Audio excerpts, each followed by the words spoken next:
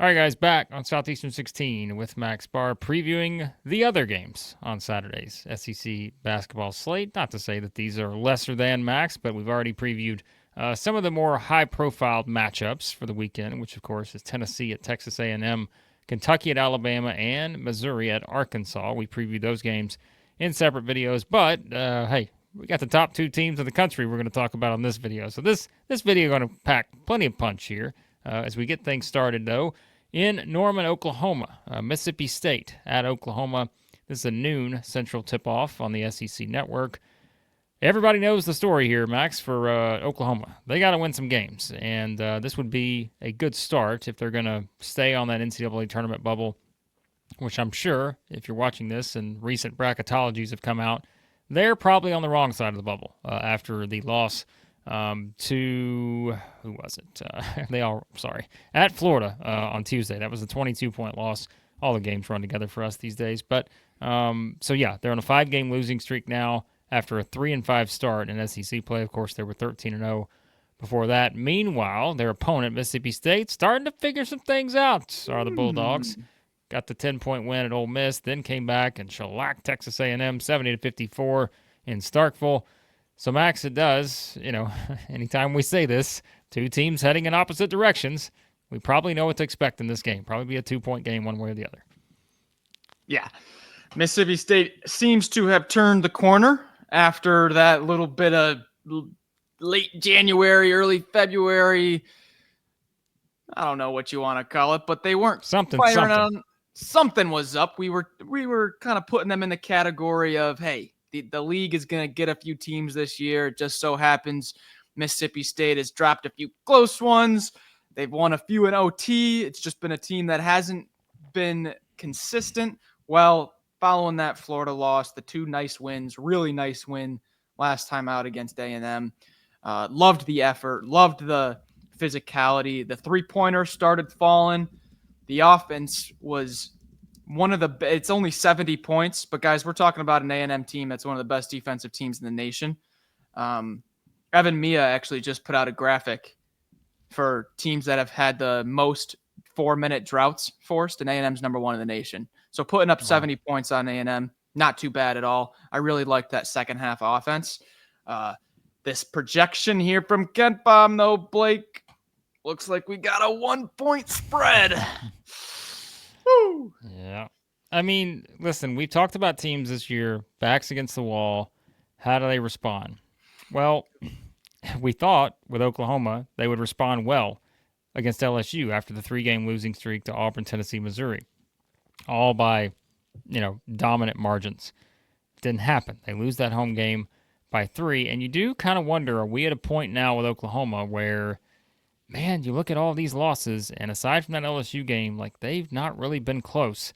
And yes, a tough part of the schedule, but again, they're facing a Mississippi State team who's playing really well over the past couple games, so the schedule doesn't get any easier. And we kept mentioning, I think it was either the second or third toughest remaining schedule does Oklahoma have in the SEC. And so they've got to win games. That's what it comes down to. I mean, you could even maybe make the argument and say, well, they need to win all 5 of their remaining games. I don't know. I think they could still win, probably 4 and be okay, but trying to get to that is going to be tough. And I think in this particular game, it's just, I don't know what to expect from them, right? You would think this is kind of that spot where it's like, dig your toes in. We've got to have a win here. Let's see if we come out and sort of answer the bell to get a victory. But I don't necessarily have that confidence just based on the fact that Mississippi State, look what they've done. They've kind of been something that we don't really see very often in the SEC. They've kind of been a team that, at least as of late, has played much better on the road than at home. Mm-hmm. And, you look at these 3 straight road games. Now, I wouldn't say they played great at South Carolina, but they won that game in overtime. They won at Georgia by a point. Then they go win by 10 at Ole Miss. So even if they're not playing what in their, expectation is the best basketball of the season, they're still finding ways to win games on the road. And so combining those things together here, I don't know, man. This is a tricky one because I don't know what to expect from Oklahoma. I think Chris Jans and Scott Padgett were tuning into the shows, hearing us harp on this 3-point defense. Blake and Max, you guys, Stop talking about our 3-point defense. You know why you should stop talking about it? Because look at what we did the past 2 games. Went to Ole Miss, held them 6 of 24, 25%, and then A&M 8 of 23, 34%. That's after 4 straight games of letting up at least 38% from 3 past 2 games. They've tightened it up. And the main thing, though, Blake, is they've not only tightened it up on the numbers, but eye test wise, just 2-3 weeks ago, wide open three. Just no one even in the vicinity. Step in rhythm threes for Mississippi State's opponents. Past 2 games, that has not been there. The defensive intensity, the perimeter defensive intensity has gotten way better just in the matter of a few weeks here, Blake. All right. Picks. Short spread here. What are you going to do? Got Mississippi State on the road, playing some good basketball. Winners of 3 straight on the road. Oklahoma down and out. Would make you think that the way you say that, Blake, that maybe Mississippi State would be like a public short favorite that just has trap written all over it. Is that what you're saying? That could be possible. We've seen that scenario before in the SEC this season. We have. And multiple times, I have taken the bait and tried to beat the trap. Give me that home team that's down. Let me beat the trap. You know what? If you want to trap me, trap me. I'm going Mississippi State. I'm falling for it. So be it. All right, so I had to look up the history because I'm like, these are just 2 teams that you never really think about playing each other in basketball. Of course, they will now regularly in the SEC, but they played 4 times all time. The last one was 2019-20. Oklahoma won 63-62 in Oklahoma City. They played in 2002, which Mississippi State won 54-45. They played in 1997. Mississippi State won 67-65 in overtime. And they played in 1996. Mississippi State won, in Norman, 76-71. Played a lot of close games, have these 2 teams. I don't even know if that means anything, but I just was curious. It has nothing to do with my pick, which is going to be Mississippi State, because I just don't know what to expect. I said earlier with Oklahoma, I can't pick them without really having a good feel of, is this going to be one where the schedule has just broken them, and now they just don't really have anything left against a team that's still kind of trying to improve their seeding, is Mississippi State. I do worry about that backs against the wall type scenario for Oklahoma. Maybe they come out inspired here, but I just think Mississippi State's the better team. So I'm going to take the Bulldogs 2 on the road in this one. It's a trap. I know your gif here. It's a trap, but we'll take the bait, perhaps. All right. I think this might be the most interesting of this bunch that we're going to talk about. Ole Miss at Vanderbilt, 2:30 p.m. Central on the SEC Network. These 2 games are back-to-back, so at least you get a little bit of that 2.5-hour window instead of a 2-hour window for these games. But this one I think is a lot of fun because when you really look at it, Ole Miss has not really played that great of basketball over the past week or so. Even with the wins at LSU and South Carolina, wouldn't say that was their best performances of the season. They won them, and you'll take that this season. But then to come back and have the 10-point home loss to Mississippi State, as we just mentioned, not the best spot maybe for Ole Miss. Now having to go back on the road for the next 2 games, actually. This is that 4 or 5 stretch. They did win at LSU and South Carolina. I think getting these next 2 is going to be a little more difficult. At Vanderbilt, at Auburn. Meanwhile, the Commodores, their backs are against the wall. They're 5-8. They've lost 3 in a row, 5-6. After that, what seemed to be kind of a turning point when they beat Kentucky and Tennessee in a span of 7 days in January. But now the Commodores got to find wins. And to me, Max, this is one of those on the schedule. This is the kind of win that can all of a sudden get you that much closer to the NCAA tournament, beating an Ole Miss team that the metrics still really like, even though, like I said, I don't think their performances have been the best over the past week or so. Absolutely just fascinating matchup here. Love this matchup between the way that these teams play, the backcourts, the feistiness, Padula against whoever it is, Hogard or Tanner, whoever's on him. Tanner's not a freshman anymore. He's grown up. He's a grown man now, playing in this league all year. So I'm really excited for this backcourt matchup. Kind of the amoeba, the just zone-ish type of, they don't let you get skip passes in. They're always trying to steal the Rebels defense here against that Mark Byington offense. That fun to watch. What matchup's going to win that? Is Ole Miss going to be forcing turnovers, or is Vanderbilt going to execute? I think right off the bat, Blake, before we even jump into anything, just man, what a fun. If you're not a fan of these teams and you're watching because your team is somewhere else on the predictions, this is just gonna be a fun one to watch.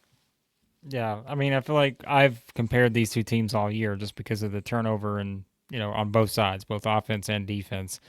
And I feel like that is going to be something now where I'm like, okay, let's see who actually wins out in this battle with two teams that force a lot of turnovers and do a great job of taking care of the ball. And I think that's where, look, I mean, this is what do we call it, Max? It's the Malik Dia revenge game here in Nashville as he heads back to play his former team where he started his college career a couple of years ago. But I mean, I do think that's kind of the fun matchup to me. It's Malik Dia and it's Jalen Carey. We've talked about Carey, right, and what he's been able to do for this Vanderbilt team this season. Some of the big games that he's had, and really, I mean, if you really think about it, he's been pretty consistent over the past month or so. I mean, he's again done a lot of good things. There are some times where we know like fouls can come into play and all that, but I think he's been pretty consistent in terms of his overall production, and that's been helpful even during a stretch where they've struggled a little bit.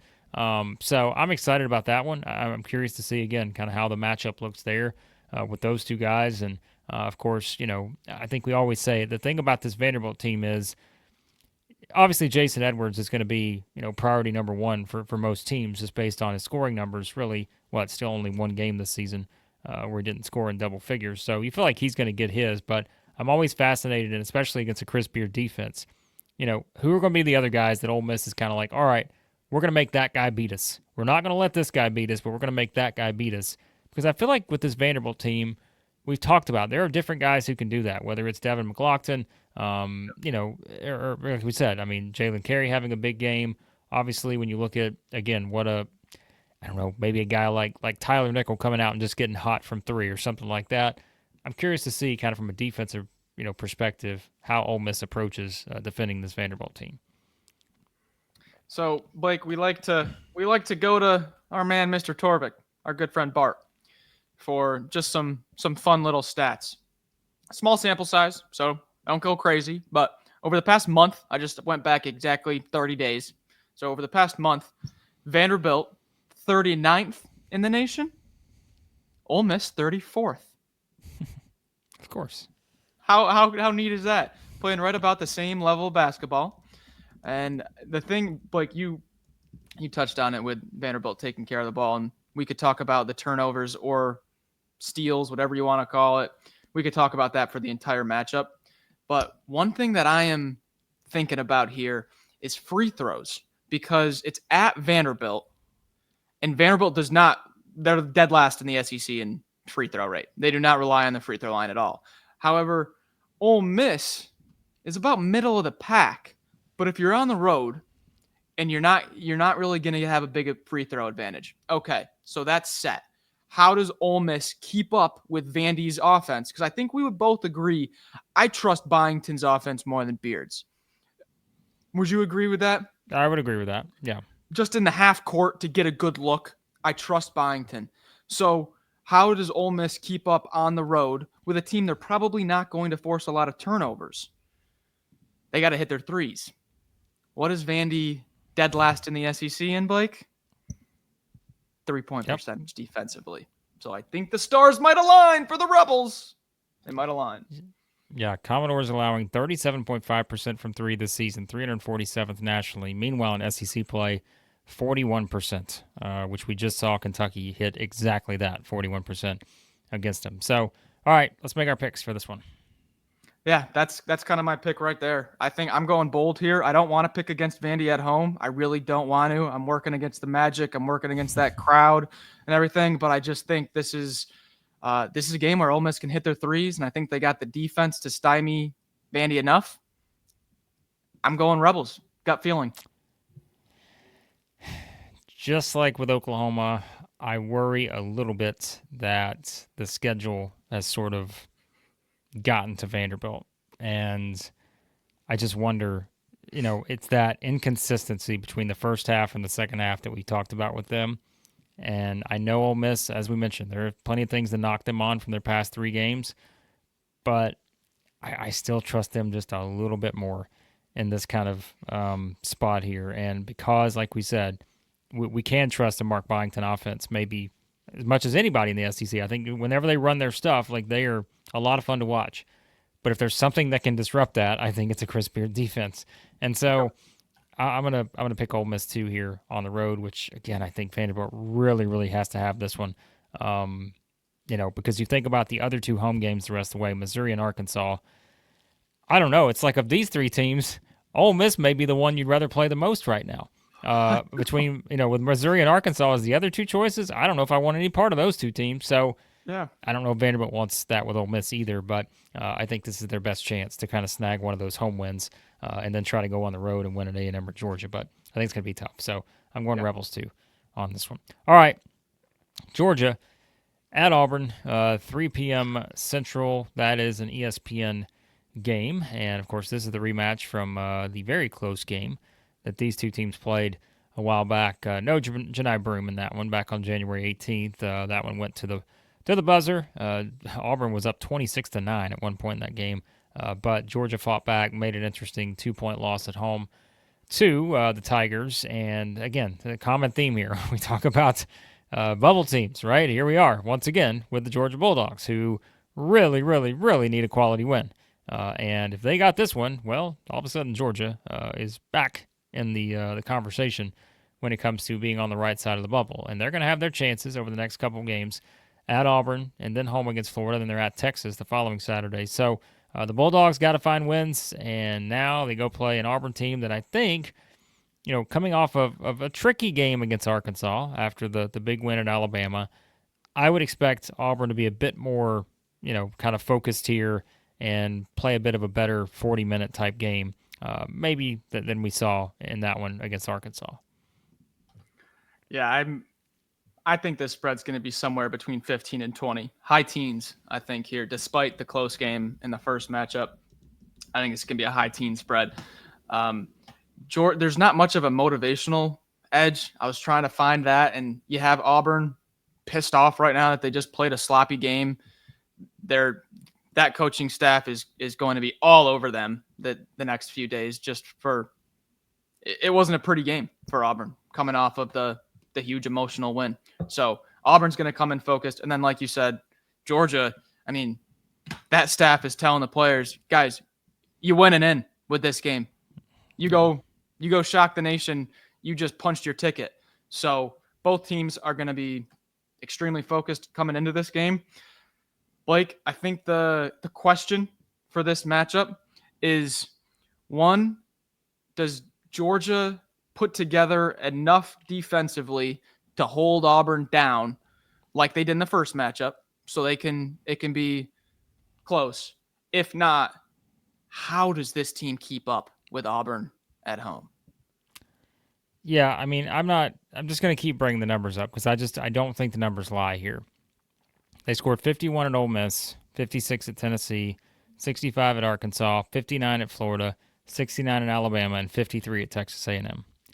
Those were a lot of tough road games, but guess what? You may be playing the toughest road game here. And so that just does not give me confidence that Georgia offensively is going to be able to find what they need to win this game. And like you said, I think it's pretty simple when it comes to breaking down this game. It's just, yes, could I see Georgia doing enough defensively to make this game interesting? Sure, I could. But Auburn is going to score eventually. Like, I don't think you're going to hold Auburn to 50 points or something. And my worry is that unless this game is in the 50s, I struggle to see Georgia scoring the amount of points that they need to win this game, just because the numbers are telling us that's kind of where they've been at. Like I said, I mean, of those ones I mentioned, they score in the 50s 4 times.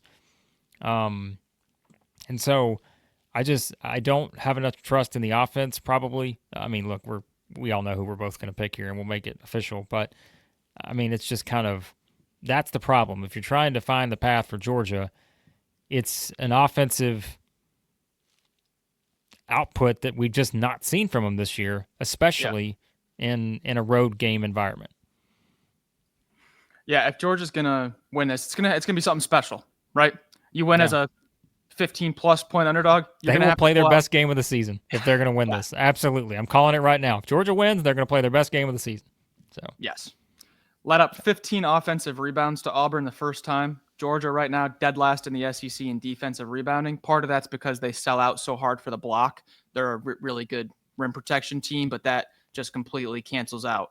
So you're going to have an effort like no other. It's going to have to be a special game for the Bulldogs. Hey, when you're playing for your entire season back against the wall, you never know what can happen, but I think it would be foolish to not pick Auburn outright here. Yeah, and I know there may be some pushback to say, well, look how close Georgia played them last time. Agreed, but I do think that we have to go on the numbers, and the numbers tell us that Georgia just is a completely different team on the road. And that's where I think it makes it much harder to just come out and say, well, this is a matchup problem for Auburn against a team like Georgia. I'll have to see it probably to believe it, right? Like I'm not seeing it based on the Georgia splits on the road. So I think that's where the issue comes in. We'll see if the Bulldogs can put it together. But yes, I'm going to pick Auburn too in this one. All right, Florida goes on the road to play LSU, 5 p.m. Central Time tip on the SEC Network. Another team that's probably looking at a significant spread here in terms of how the Gators have been playing. As we know, they have just been red hot, playing like one of the best teams in the country. Some would maybe argue they have been the best team in the country over the past little bit here since that win against Auburn on February the 8th. Meanwhile, for LSU, the Tigers have suddenly gained a little momentum here. They've got back-to-back wins for the first time in SEC play. Of course, now 3-10 on the season, but 82-79 win at Oklahoma. They bounce back 81-67 at home against South Carolina. I think that's where this thing is maybe a little interesting, just because we've seen LSU play some pretty good basketball at home at times this season, like many teams. But that's probably about as far as I go here, Max, on trying to sort of formulate the best path for LSU. It's just that they've not been, they've had some inspired performances at home, but man, this Florida team is just, they're looking the part of a national championship type team right now. Yeah, LSU has kind of been slowly rotating the lineup. Jordan Sears has kind of taken a back seat to freshman Curtis Givens, who we just have not really talked much about. Yep. Givens doesn't do too much offensively, but he does add a few assists, and his best attribute is his steal rate. Pretty good on-ball defender for a freshman at 6'3". Cam Carter, we've been talking about him every game LSU plays. Cam Carter's been pretty much the reason why they're in some of these games. And then Jai Bailey, he's a defensive guy through and through. He doesn't really look for his offense that much, although he's been a little bit better. But so with Curtis Givens kind of coming into the fold here, you got Mike Williams adding some three-pointers off the bench. Victorious Miller doing what he can at 6'5". But with the defense kind of picked up a little bit, the intensity, the pressure on the perimeter, I like that, what I'm seeing from LSU. The question is the Tigers front court going to be able to withstand the nonstop 40 minutes of Gators front court? That's the big question here. Specifically, the Gators front court featuring Sir Thomas Houck, as our guy, Big Gator EJ, would say. Tommy Houck playing like one of the best players in the country over the past little bit. And, yeah, I mean, we have our fun with that, but it's just the Florida front court, as we mentioned, has just been an absolute beast. And, when you think about that problem that you have to deal with, then you realize they have one of the best guard groups in the country. With Denzel Aberdeen, look at what he's been doing here recently. 7, 22, 20, 10, 13 is his last 5 performances during this 5-game winning streak in terms of his scoring output there. And so you just keep looking at all of these guys that are contributing. And I mean, like even Klapsar, right? He comes off of a 10-point performance in 22 minutes against Oklahoma. And they just have so many options they can turn to. And I think that's where I could see this being one where, again, I think LSU has gained a little confidence from the past 2 games. And I do feel like they maybe bring that in here, maybe try to catch Florida off guard a little bit early on.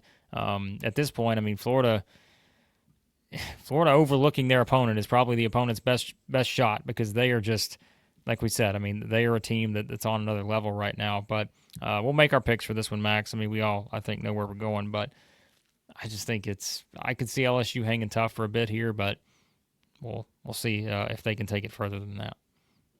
Yeah, one more stat I find interesting here is Florida from the 3-point line the past 5 games. They have been just outstanding. Double-digit threes made in 5 straight games.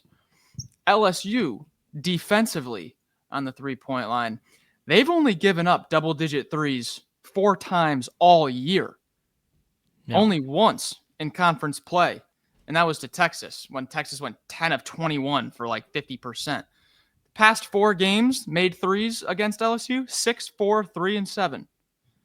Now it's Ole Miss, Arkansas, Oklahoma, and South Carolina, so nothing like the Gators. However, LSU has shown they don't give you too many good looks from 3.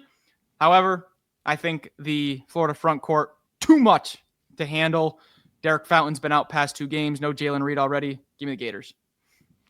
LSU, on the flip side of that, too, has also shot the ball pretty well the past couple games. That's helped them find an offensive rhythm that they really just seemingly haven't had for the most part this season. 11 of 28 from 3 against Oklahoma, 13 of 30 against South Carolina. But the difference is Florida is just, we talked about, their defense.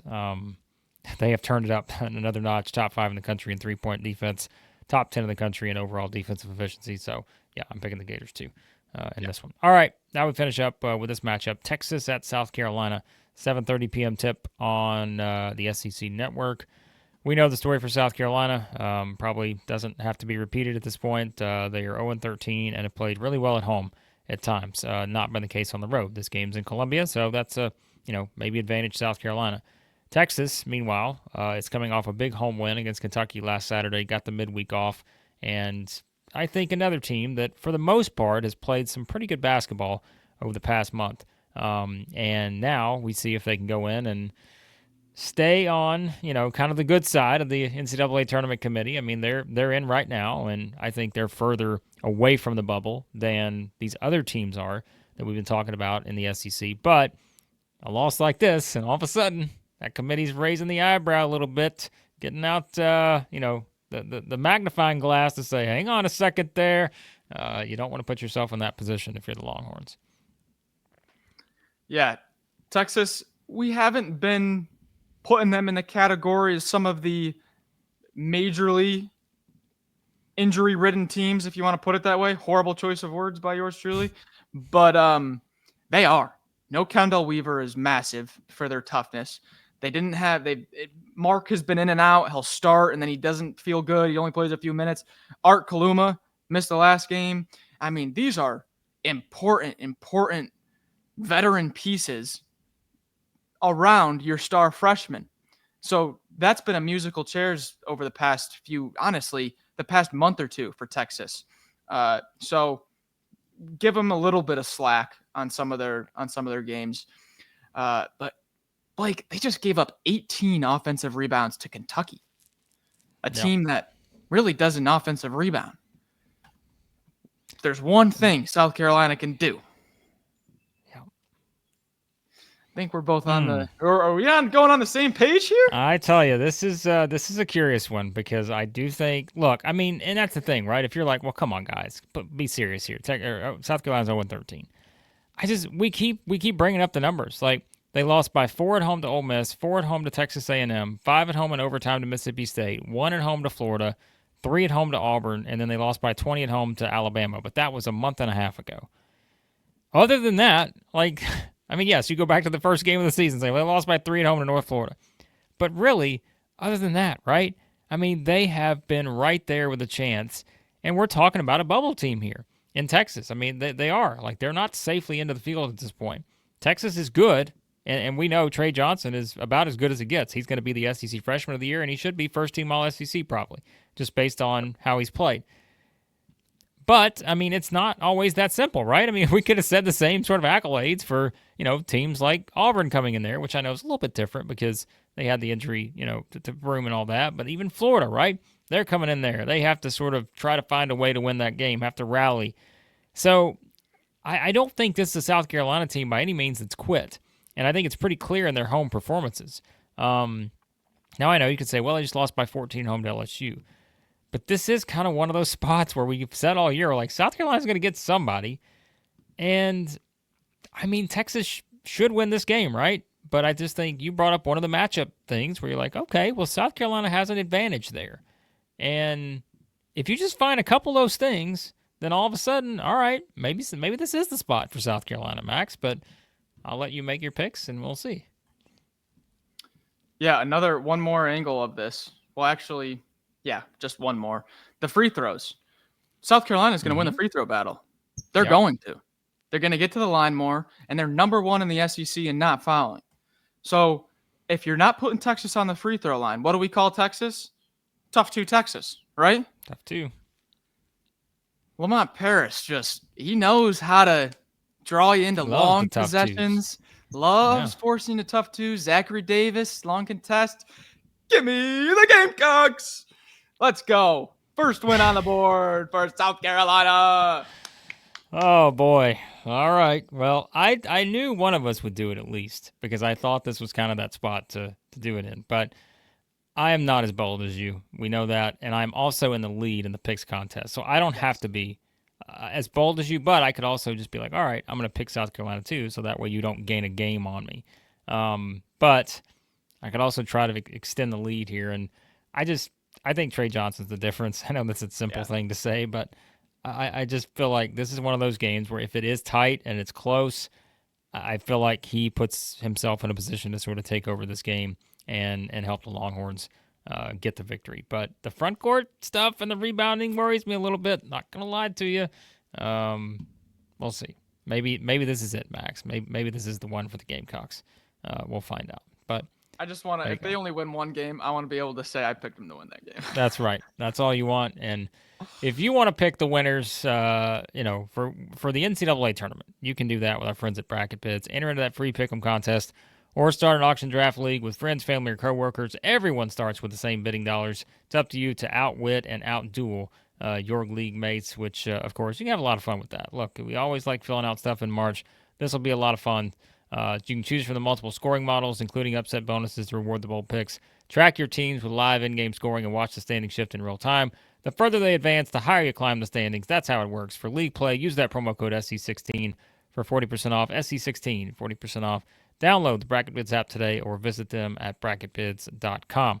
All right, we appreciate you guys watching. As always, predictions for the other videos, as we said, you can check those out on the channel. Hit subscribe, hit the like button, turn on your notifications. We'll be going live after the action on Saturday multiple times. As always, we appreciate you guys watching. We'll talk to you soon in Southeastern 16.